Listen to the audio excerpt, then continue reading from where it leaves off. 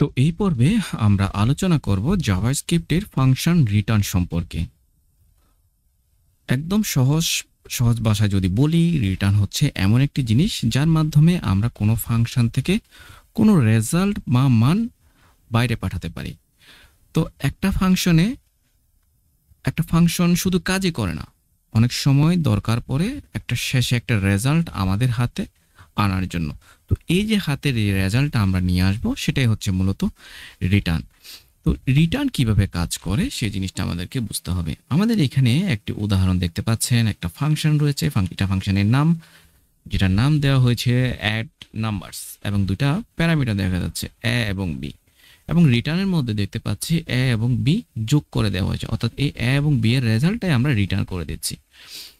তো মাথায় রাখবেন, যখন আমরা রিটার্ন করব, ওই রিটার্নের ভ্যালুটা উক্ত ফাংশনের সমমান হয়ে যায়।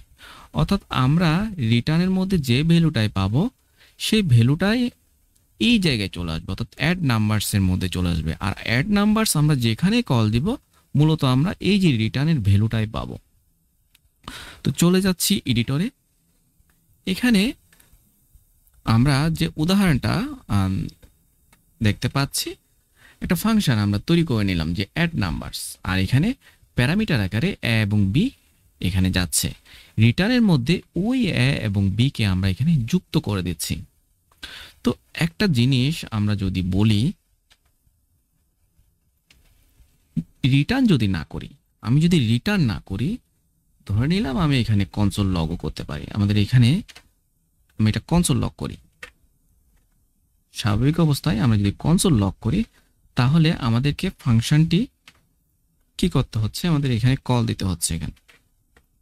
ওকে, তো আমরা যদি এই ফাংশনটা এখানে কল দিই আর এখানে বলে দিলাম 10 এবং 5, তাহলে কি পাবো?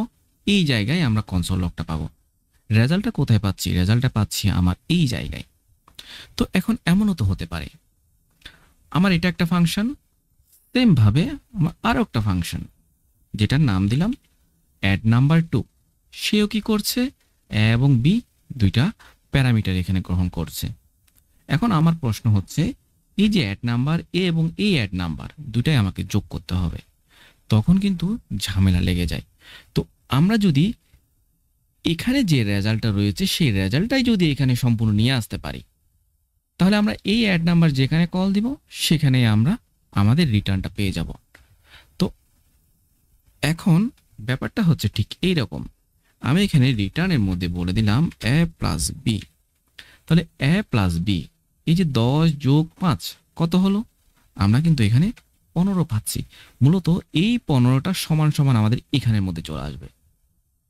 মাথায় রাখবেন, যখন আমরা কোনো ফাংশন থেকে কিছু রিটার্ন করি, ওই রিটার্নের মানটাই উক্ত ফাংশনের সমমান হয়ে যায়।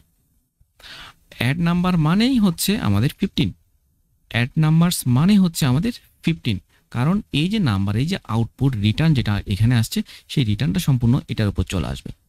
তখন কি? তখন আমরা এই যে অ্যাড নাম্বার, এই অ্যাড নাম্বারের মান হয়ে যাবে তখন 15। জিনিসটা যদি আমরা এইভাবে করি,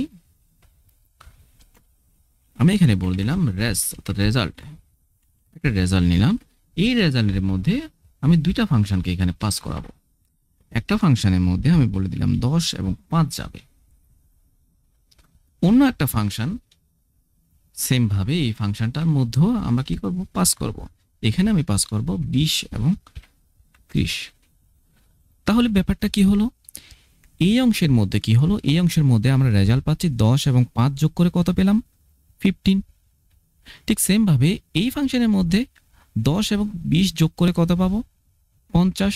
তাহলে 15 এটার মধ্যে পাচ্ছি 15, আর এটার মধ্যে পাচ্ছি আমরা 50, অর্থাৎ 15 এবং 50। ঠিক ব্যাপারটা ঠিক এইরকম চলে আসে। একটা হচ্ছে 15 আর একটা হচ্ছে 50। এই 15টা আসছে কোথা থেকে? এই 15টা আসছে এই অংশ থেকে। আর এই 50টা আসছে কোথা থেকে? এই 50টা আসছে এইখান থেকে। সেম ভাবে এই যে 20 এখানে যাচ্ছে এবং সেই রেজাল্টটা রিটার্ন করে আমাকে এই ফাংশনের মধ্যে দিয়ে দিচ্ছে, এবং ওইটাই আমরা এখানে ব্যবহার করছি। তাহলে এটার জন্য আসছে আমরা 50 পাচ্ছি, আর এটার জন্য পাচ্ছি আমরা 15। তাহলে এই রেজাল্টটাকে যদি আমি এখন কনসোল লক করি, তাহলে সবকিছু আমরা পেয়ে যাব। আমি এখানে লক করলাম, লকের মধ্যে জাস্ট এই রেজাল্টটাই পাবো। আমি রেজাল্টে পেতে যাচ্ছি, তাহলে এটা আমরা কেটে দিলাম।